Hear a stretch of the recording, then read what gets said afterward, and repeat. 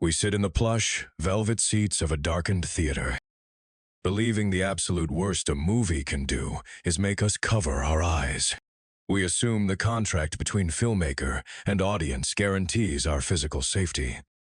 The horror stays on the screen, and our bodies remain completely untouched.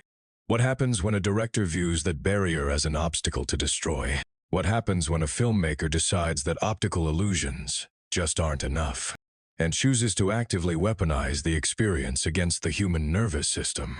Today, we are descending into the most disturbing corners of morbid film aesthetics. We are exploring productions that abandoned latex and fake blood for human remains. They pushed actors into organ failure and engineered sound systems to make you vomit. This is where cinema stops being art and becomes a physiological endurance test. To understand this morbid pursuit, we must look at a very specific director. He decided that simulating death was an absolute insult to real history. In 1988, filmmaker Ton Fei Mu released a film called Men Behind the Sunday, a relentlessly graphic depiction of atrocities committed by Unit 731 during World War II. He absolutely despised the artificiality of rubber props and cheap stage blood. For a horrifying scene depicting the live autopsy of a young boy, Mu crossed a moral Rubicon that most filmmakers wouldn't even dare to approach. He didn't hire a special effects team to build a fake dummy. Instead, Mu allegedly waited for a local hospital to contact him regarding a young boy who had just died in a tragic accident. Having secured permission from the grieving parents, a highly controversial claim, Mu brought the actual, freshly deceased corpse of the child onto the set. You watch medical personnel meticulously slicing into the chest cavity and peeling epidermis, extracting the internal organs. You are not watching clever cinematic trickery. You are watching a genuine, unsimulated autopsy of a dead child, filmed under the harsh glare of studio lighting for morbid entertainment. Mo argued this was the only way to honor the real victims. But he effectively transformed his movie film set into a literal morgue, forcing audiences to become unwilling accomplices in the desecration of a human corpse.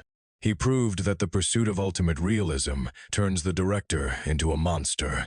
They simply become the very monster they are trying to depict on screen, moving from the exploitation of the dead to the agonizing torture of the living. We find filmmakers willing to push the human machine to systemic failure. We often praise actors for their supposedly intense dedication to a role. But Christian Bale engaged in a supervised campaign of severe self-mutilation to play a worker suffering from a year-long bout of insomnia. Bale didn't rely on baggy clothing or CGI to look so emaciated. He systematically starved his body into a state of active physiological consumption. For 4 agonizing months, Bale subsisted on a terrible daily diet. Just black coffee, water, 1 single apple, and a small can of tuna. He consumed fewer than 200 calories a day to survive. His body depleted its fat reserves and began cannibalizing its own muscle tissue. It did this just to keep his brain and heart functioning properly. He dropped 63 pounds, shrinking his frame to an ethereal, skeletal 120 pounds. You see him on screen with his spine protruding like a jagged mountain ridge, his ribs resembling a frail birdcage, flirting dangerously with sudden cardiac arrest. The physical deterioration was so profound, it compromised his structural anatomy. During a simple scene requiring his character to jog down a hallway, Bale physically couldn't do it. His leg muscles had atrophied so severely. Attempting to run caused the tissue to literally tear in half. This left him limping around the set in excruciating physical pain. His resting heart rate plummeted, and his cognitive functions slowed significantly. The deliberate starvation had completely ravaged his tired nervous system. Bale was entirely prepared to drop down to just 100 pounds, a weight that medical professionals warned would be definitively fatal for him. It was only the frantic intervention of the film's producers that stopped him. We applaud this as method acting, but it reveals a deeply unsettling reality. We are paying to watch a man slowly starve himself in high definition. Yet, utilizing corpses and starving actors still primarily targets our visual processing. The most insidious form of cinematic assault bypasses the eyes entirely. It directly attacks the audience's fragile internal organs instead. In 2002, French provocateur Gaspard Noé premiered his reverse chronological thriller. The grueling film was simply titled Irreversible. The film is infamous for agonizing scenes of sexual violence and brutal murder. When it premiered at Cannes, hundreds fled the theater in absolute panic.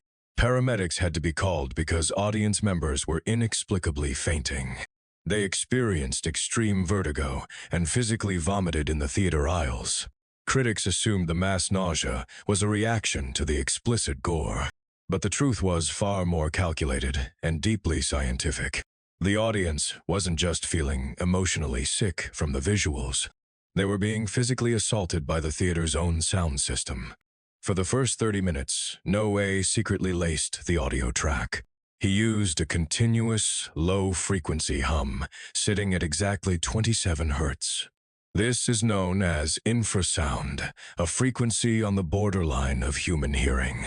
You don't necessarily hear it, but your body physically feels it. 27 hertz is the exact frequency generated by massive earthquakes. It is also produced by volcanic eruptions and massive avalanches.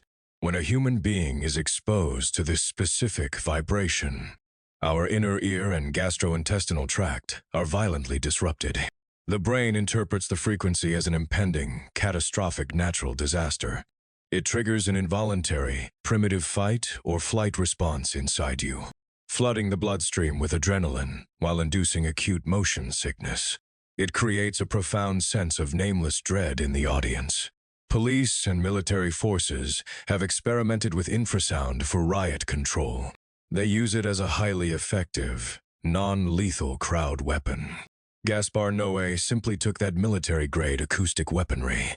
He piped it directly through the heavy subwoofers of commercial movie theaters. He deliberately weaponized the acoustic space, hijacking the audience's inner ear. He manufactured a biological state of absolute terror in the crowd. And he did it before a single drop of blood spilled on screen. He didn't just make a scary movie, he engineered a sonic pathogen. We like to think of cinema as a passive experience. We assume we are the consumers, safely digesting the presented images. We watch them from a very comfortable distance, in the dark. But films that rely on this morbid aesthetic shatter that illusion. They prove what happens in the hands of an obsessed director.